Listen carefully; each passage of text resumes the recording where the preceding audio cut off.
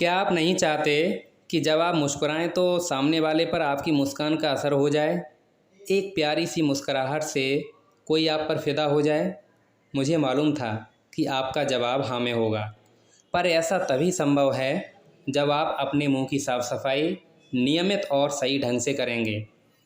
क्योंकि आजकल हमारे भोजन में प्रयोग होने वाले synthetic ingredients, processed food, fast food, refined oil व मैदा से बनी खाने पीने की चीज़ें हमारे दांतों में चिपक जाती हैं और हमारा मुंह, हमारे दांत जीवाणुओं के संक्रमण का शिकार हो जाते हैं।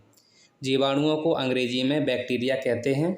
मुंह और दांतों में कई प्रकार के जीवाणु पाए जाते हैं, पर मैं आपको केवल एक ही प्रकार के बैक्टीरिया के बारे में बताऊंगा, जो खास तौर से दांतों की कैविटी के लिए जिम्मेदार होता है। मैं बात कर रहा हूँ स्ट्रेप्टोकोकस म्यूटेंस की। ये जीवाणु दांतों में फंसे भोजन के कणों की चीनी का किण्वन करके लैक्टिक एसिड बनाने लगते हैं। इस एसिड के बनते ही पीले रंग का चिपचिपा पदार्थ बनने लगता है, जिसे प्लाक कहते हैं। इसमें कई प्रकार के जीवाणु होते हैं। प्लाक में ये जीवाणु कुछ समय के बाद दांत का विघटन करके कैविटी बना देते हैं और साथ ही मुंह से दुर्गंध भी आने लगती है। मुंह और दांतों की इन परेशानियों से बचने के लिए यदि आप कुछ बातों का ध्यान रखेंगे तो आप अपनी ओरल हाइजीन को मेंटेन कर सकते हैं।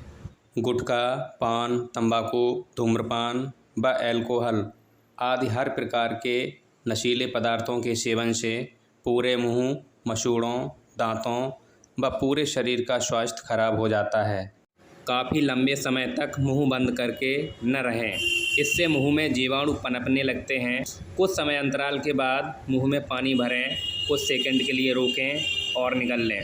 यह क्रिया 2-3 बार दोहराएं। ऐसा करने से जीवाणुओं की बहुत सारी संख्या पानी के साथ बह जाएगी।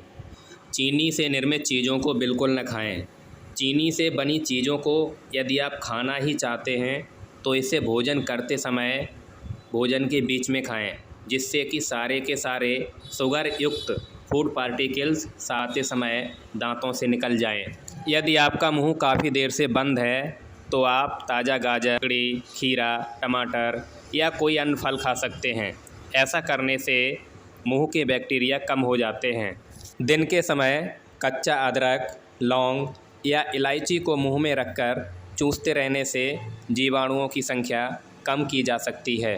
रात में जब भी सहज रूप से आपकी नींद खुल जाए तब पानी से कुल्ला अवश्य कर लें, क्योंकि लंबे समय तक मुंह बंद रहने से मुंह के अंदर ऑक्सीजन की कमी हो जाती है, जो अवायवीय जीवाणुओं के पनपने के लिए सुगमता प्रदान करती है।